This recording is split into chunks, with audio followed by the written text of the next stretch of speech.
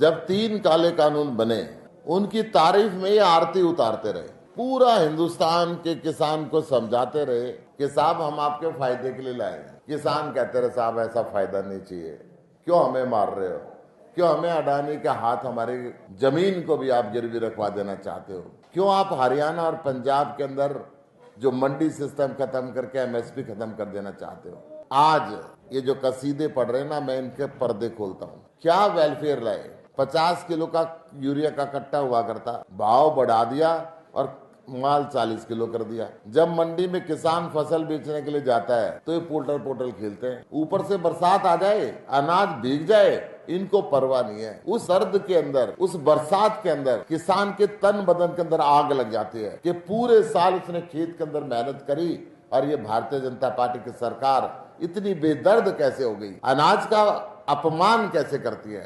अनाज भीग के सड़ जाता है, किसान को उसकी कीमत आधी मिलती है, फिर ये बाज नहीं आते, फिर ये कहते हैं हमने वेलफेयर किया है। अगर वेलफेयर किया होता तो आज किसान गांव में थाली लेके इनकी आरती उतारता, आज जूते की माला लेके तैयार खड़ा हुआ है कि तुमने हमारा इतना वेलफेयर करा है, हमारी जिंदगी आराम कर। 750 किसानों ने शहादत दी थी, आज तक एक शोक प्रस्ताव पारित नहीं कर पाए। 750 किसान की शहादत के बाद प्रधानमंत्री ने एमएसपी की गारंटी का कानून संसद में बनाने का वायदा किया था, आज तक संसद में एक शब्द उसके लिए नहीं कर पाए। जब जब बाढ़ आई यहाँ पे, खट्टर साहब ने जानबूझ के, बीजेपी के मुख्यमंत्री ने जानबूझ के दिल्ली के अंदर यमुना के कपाट नहीं खोले। जो 5 बैराज इसके पास है, 5 बैराज को बंद करके रखा और पहले तो डिसऑन कर दिया कि ये हमारे है ही नहीं। जब उनको कागज दिखाए गए तब इन्होंने अपने चीफ इंजीनियर को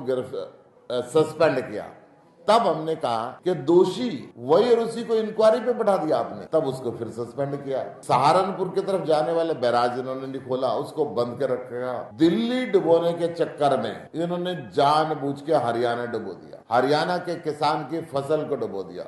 ये कुरुक्षेत्र है, इस कुरुक्षेत्र के अंदर मैं गली गली के अंदर राशन बांट रहा था, दूध बांट रहा था, पानी बांट रहा था, परंतु ना तो यहाँ का सांसद यहाँ पे था और ना यहाँ का विधायक, वो विदेश में रंगरलिया मचा रहे थे।